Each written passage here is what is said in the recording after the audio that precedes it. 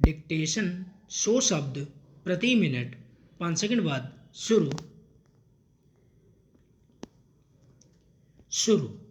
सर्वोच्च न्यायालय में आए एक मामले में भाषा के उपयोग के संदर्भ ने न्याय व्यवस्था की परतों को देखने समझने का मौका दिया है, लेकिन हिंदी या अंग्रेजी के इस विवाद को तूल देने के बजाय इसका तर्कसंगत और उचित हल निकाला जाना चाहिए।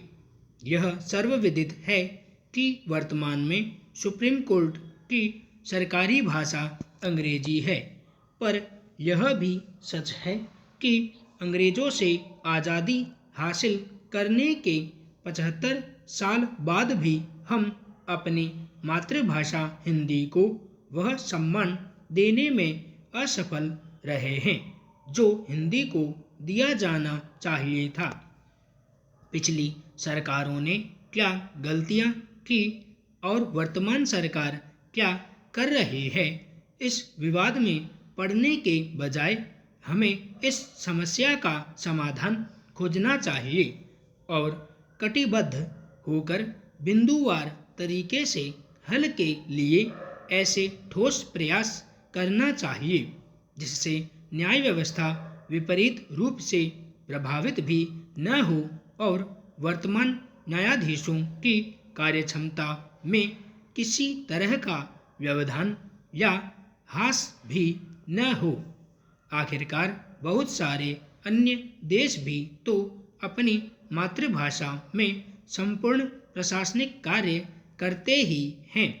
भारतीय संविधान ने हिंदी को राजभाषा का तमगा तो दे रखा है, लेकिन इस ताज को मस्तक पर धारण करवाने की हिम्मत कोई सरकार नहीं कर सकी। कानून की उच्च शिक्षा और पाठ्यपुस्तकों का सरल तथा सर्वसुलभ हिंदी भाषा में अनुवाद, रूपांतरण एवं प्रकाशन पलक झपकते ही संभव नहीं होगा, वरन इस कार्य को एक मिशन या अभियान के रूप में अंगीकार करके इस परम लक्ष्य को प्राप्त करना होगा। हमारे देश में अनेक क्षेत्रीय और प्रादेशिक भाषाएं हैं जो विभिन्न प्रदेशों की सरकारी भाषाओं के रूप में प्रचलित भी हैं और उन्हें शासकीय भाषा की मान्यता भी प्राप्त है। इनमें गुजराती, मराठी, बंगाली, मलयाली, तमिल, कन्नड़, असमिया आदि प्रमुख हैं। सबसे पहले हमें अपनी इन भाषाओं के बीच समन्वय स्थापित करके हिंदी को स्वीकार्यता देनी होगी। उसके बाद ही इसे राजभाषा से राष्ट्रभाषा में परिवर्तित किया जा सकेगा। बहरहाल इस मुद्दे का समाधान असंभव भी नहीं है। इस दिशा में सरकार और प्रधानमंत्री के प्रयास सराहनीय रहे हैं। सभी जानते हैं कि बड़े से बड़ा लक्ष्य प्राप्त करने के लिए एक छोटे से कदम से प्रारंभ करना होता है। इसी सिद्धांत का अनुसरण करते हुए हिंदी भाषा को वांछित स्थान पर विराजित करने के लिए भी संपूर्ण निष्ठा से कार्य करने की आवश्यकता है। निश्चय ही भारत जोड़ो यात्रा ने और कुछ नहीं तो लाखों करोड़ों हताश और निराश दिलों में एक नई उम्मीद जगाई है। असंख्य निस्तेज हो चुकी उनिंदी आँखों को सपना दिया है। चल पाने में लाचार, 4 कदम चलने के अनिच्छुक ठहर गए पाँवों की गति प्रदान की है। लेकिन क्या यह भरोसा अपने मूल पर भी टिका रह सकेगा? जो जनमानस इस यात्रा का मुसाफिर बन रहा है, क्या उसकी उम्मीद टिकी रह सकेगी या एक बार फिर उसे अगली उम्मीद का इंतजार करना होगा? हालांकि अगर हर दिशा से उमड़ रहे जनसमूह की विराटता को कसौटी मान लिया जाए।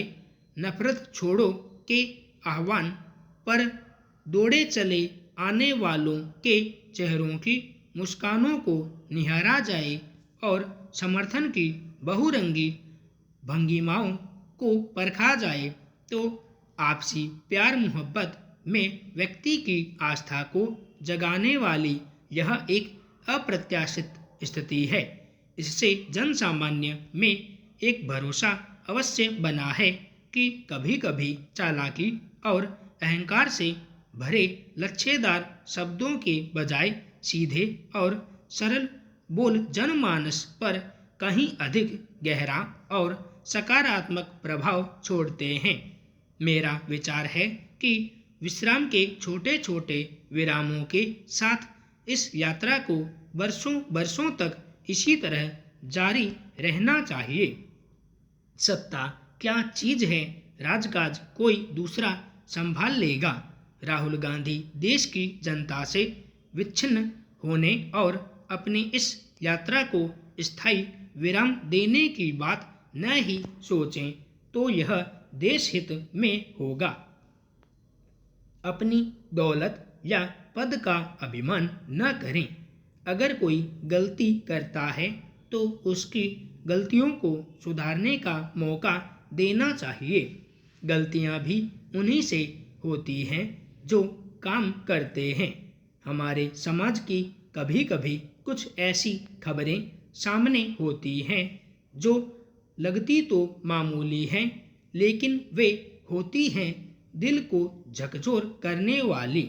कभी कभी हम साक्षात कुछ ऐसा भी देखते हैं कि कुछ लोगों पर पैसे और पद का घमंड इस कदर हावी हुआ होता है कि वे मजदूर लोगों की मजबूरी का भी गलत फायदा उठाते हैं।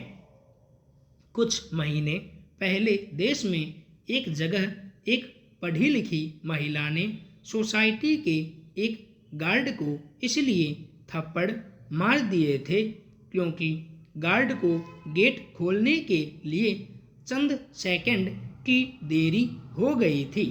हालांकि पुलिस ने इसमें हस्तक्षेप करते हुए महिला के खिलाफ मामला भी दर्ज किया था, लेकिन बहुत ही शर्मनाक और निंदनीय हरकत की तरह इसे देखा जाना चाहिए, जिसमें पैसे और पद के अहंकार में आकर किसी ने सुरक्षा गार्डों के साथ बदतमीजी की।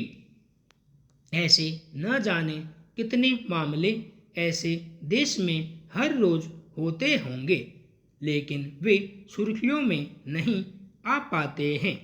कभी कभी रेहड़ी पर सामान बेचकर जो गरीब लोग बहुत ही मुश्किल से घर चलाते हैं, उन्हें भी कुछ धनवान या सरकारी बाबू परेशान करते होंगे। गरीब लोग पुलिस में भी अपनी शिकायत नहीं करते होंगे क्योंकि वे देश के कानून के बारे में भी जानते हैं कि उससे किसकी मदद होनी है। गरीबों की सुनवाई तो होनी नहीं। जिन लोगों को बचपन में शिक्षा के साथ नैतिकता और इंसानियत का सबक न घर में और न ही शिक्षा संस्थानों में पढ़ाया जाता है, ऐसे लोग बेशक पैसे से अमीर हो जाएं, किसी उच्च पद पर बैठ जाएं, लेकिन वे पढ़ लिख कर और अमीर बनकर भी सभ्य और समझदार नहीं कहलाते हैं। यह कहना उचित होगा कि जो लोग भी मजदूर और ज़रूरतमंदों के साथ बदतमीजी करते हैं, उन्हें यह नहीं भूलना चाहिए कि वे लोग इनकी वजह से ही सुरक्षित रहते हैं और मजदूरों कामगारों की मेहनत की बदौलत ही शहरी लोग अपने सुख के लिए सहूलियतें पाते हैं। संपूर्ण विराम।